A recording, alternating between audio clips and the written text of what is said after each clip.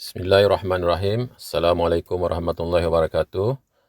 Saya Ahmad Saad bin Tahir beserta dengan ahli kumpulan saya, Awangku Muhammad Ghazali bin Pengiran Muhammad Yassin dan Muhammad Syarif bin Arifin akan membentangkan kepimpinan situasional yang diasaskan oleh Hersey dan Blanket. Okey, teori kepimpinan situasi oleh Hersey dan Blanket ini didefinisikan sebagai situational leadership can be described as the interrelation between the task behavior, that is giving instruction, direction, guidance, and the relationship behavior, listening, support, and value, by Thomson, 2012. Selain daripada itu, teori ini juga didefinisikan sebagai leadership contingency theory that focuses on followers, readiness and maturity. Inti daripada teori kepimpinan situasi ini adalah gaya kepimpinan seorang pemimpin adalah berbeza tergantung pada tahap kesiapsiagaan para pengikutnya. Okey, dari segi pelopor dan sejarah, teori ini dikembangkan oleh Paul Hersey melalui bukunya Situational Leader dan Ken Blanket, pakar dan penulis buku The One Minute Manager. Mereka kemudiannya bersama-sama menulis buku Management of Organizational Behavior tahun 1982. Teori ini pada awalnya dikenali sebagai life cycle theory of leadership. Pada pertengahan 1970-an, life cycle theory of leadership ini diganti dengan sebutan situational leadership theory.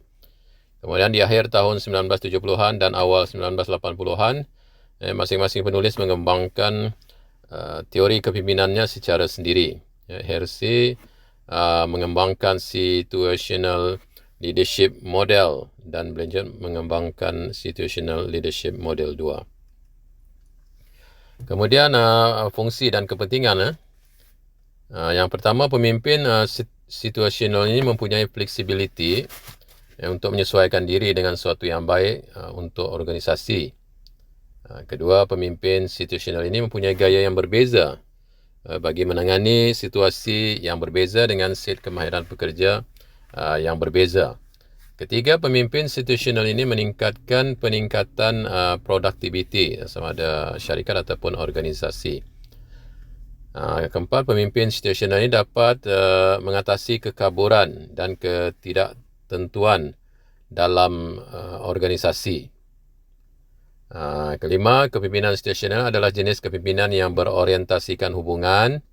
Jadi pemimpin situasional ini bekerja sama antara satu sama lain, antara ahli pasukan dan mendorong sokongan sosio-emosi ataupun kesedaran diri, pengurusan diri, kesedaran sosial, kemahiran hubungan, dan juga membuat keputusan yang bertanggungjawab kepada organisasi, kepada semua ahli pasukan apabila diperlukan. Dan yang terakhir, kepimpinan situasional ini adalah gaya kepimpinan yang berorientasikan kepada orang lain ataupun ahli organisasi. Jadi mudah untuk memenuhi aspirasi organisasi dengan adanya pekerja yang melaksanakan visi syarikat dengan lancar. Saya serahkan pembentangan kepada pembentang seterusnya, Encik Awang Ghazali. Silakan. Berikut ialah model Hersey dan Blanchard. Berdasarkan daripada model ini, Hersey dan Blanchard mencadangkan 4 gaya kepimpinan. Model ini menerangkan bagaimana hubung kait situasi orang bawahan ataupun pengikut dapat mempengaruhi gaya kepimpinan seseorang pemimpin dalam sesuatu organisasi. Gaya kepimpinan ini akan diterangkan dalam slide yang seterusnya. Menurut Hersey dan Blanchard, kepimpinan itu boleh dibagikan kepada 4 gaya berdasarkan kepada situasi. Gaya yang pertama ialah telling, iaitu pemimpin memberitahu orang bawahan apa yang perlu dilakukan dan bagaimana untuk melakukannya. Pemimpin mengenal pasti masalah, membuat keputusan dan menetapkan tindakan yang perlu dilakukan secara bersendirian. Dan gaya ini sesuai untuk pengikut yang rendah tahap kesediaannya. Situasi yang kedua pula ialah selling, iaitu dalam gaya kepimpinan ini, keputusan masih dilakukan oleh pemimpin dan kemudian menerangkan lebih lanjut tentang pendapatnya untuk mendapatkan sokongan daripada pengikut. Dengan cara ini, pengikut faham dan bersedia untuk melaksanakan tugas, sesuai untuk pengikut yang mempunyai tahap kesediaan rendah dan sederhana. Manakala situasi ketiga yang dikatakan oleh Hussey dan Blanchard ialah participating, iaitu pemimpin lebih banyak berfokus kepada kualiti hubungan berbanding penyelesaian tugas. Dalam gaya kepimpinan ini, pemimpin kurang memberi arahan dan membolehkan pengikut mengambil peran aktif dalam menghasilkan idea dan membuat keputusan. Gaya ini sesuai untuk pengikut yang punya tahap kesediaan sederhana dan tinggi. Dan yang akhir sekali, situasi yang keempat iaitu delegating, iaitu gaya kepimpinan ini memberikan kepercayaan yang tinggi kepada pengikut untuk melakukan tugasnya sendiri dengan sedikit arahan.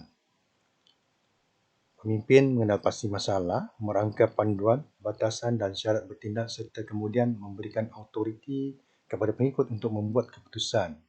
Walau bagaimanapun, tanggungjawab dan accountability terhadap keputusan yang dibuat masih terletak di bahu pemimpin. Ini adalah contoh artikel jurnal yang mengkaji konsep kepimpinan bersituasi dalam organisasi atau tempat kerja mereka. Artikel pertama oleh Susilawati Abdullah yang cuba mengkaji dan menganalisis pengaruh kepimpinan bersituasi terhadap prestasi kerja dalam konteks komunikasi keorganisasian di Universiti Sains Islam Malaysia. Secara umumnya, hasil kajian mendapati kepimpinan merupakan aspek yang penting bagi pembangunan dan perkembangan kaki tangan dan juga organisasi. Seterusnya ialah artikel jurnal yang ditulis oleh Sani bin Ali, Syahril Elais Charil Haji Marzuki dan Jamal Elais Nordin Haji Yunus dari Universiti Pendidikan Sultan Idris. Artikel ini secara umumnya bertujuan untuk mengkaji pengaruh gaya kepemimpinan situasi guru besar terhadap komitmen kerja guru di daerah Bintulu, Sarawak. Keputusan ataupun hasil kajian artikel telah diterangkan dengan jelas di dalam abstrak jurnal mereka. Artikel yang ketiga bertajuk Situational Leadership Theory as a Foundation for a Blended Learning Framework, yang ditulis oleh David Meyer dari Research Scholar, National School of Leadership, Pune, India.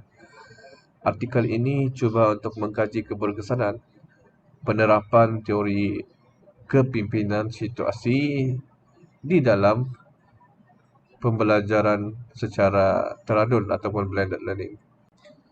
Ini adalah contoh soal selidik yang boleh digunakan pakai untuk mengkaji sejauh mana kepimpinan situasi diterapkan atau digunakan pakai dalam sesebuah organisasi.